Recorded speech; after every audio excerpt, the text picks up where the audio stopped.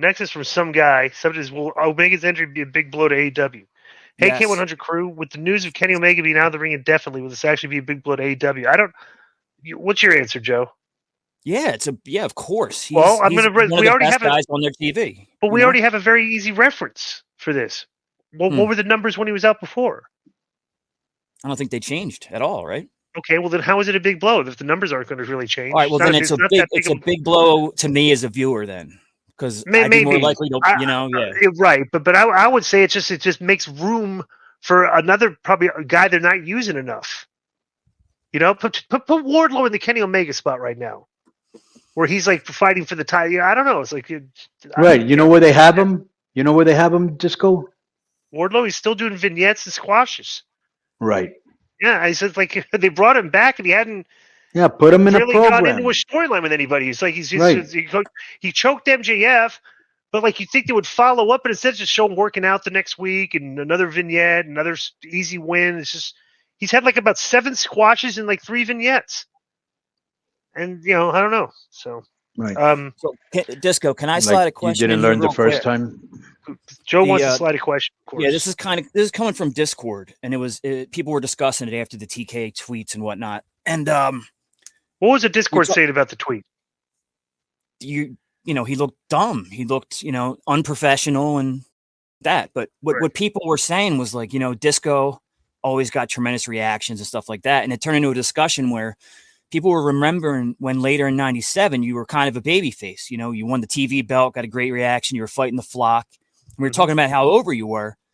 And I said, yeah, that was great. But then for some reason you turned heel. And I always thought I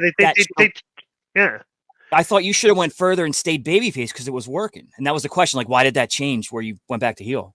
I don't know. They were always, they didn't really care about the mid-card stuff or like seeing what their storylines were doing or, we were just kind of like booking stuff. Like Terry Taylor was booking a lot of this stuff. They would just get, they would have a basic thing, but Taylor would kind of tweak the segment and make it more interesting that we could follow up the next week or stuff. Like Terry was actually very helpful to like the mid card guys, trying to give them a little bit more stuff to do out there. He said, why don't we do this? Yeah. So, Jericho said like Terry was the one who had him turn heel and put the TV belt on him and stuff like that. So he always complimented him for that. But people always they'll make fun of the match you had with Jacqueline or whatever. Oh, Disco had to lose to a girl. But the way you wrestled the match and the fact that like you wouldn't hit her and stuff. Right. That made you a face too. Like that you made that work. So okay. All right, next is from Walter Lewis IV, and the subject is Kenny Omega diverticulitis. Good early morning, K100 fan bam. With Kenny Omega having diverticulitis, he thinks it's some strange form of karma. It's come out the AEW video game with a finishing move called diverticulitis, which is actually Brock Lesnar's F5. Wow, really? Wait, yes. Brock suffered from diverticulitis. Yeah, Brock did. Almost died. Twice, I know this. Yeah. But Kenny worked a lot in the game and likely had say so over small shots like this. They really have a finishing move called the diverticulitis, and it's an F5 they took the F5 and called it the diverticulitis. Yeah. Really? But Kenny has tweeted about that and been like, dude, I have nothing to do with that or naming a move or like get out of here, basically.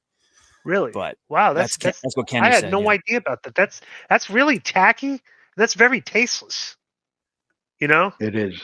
It really is. That's kind of. I can't believe they actually did that. Video games are tasteless. Society's tasteless. Yeah. Mm-hmm. Wow, that's kind of. Maybe it is karma. It's like.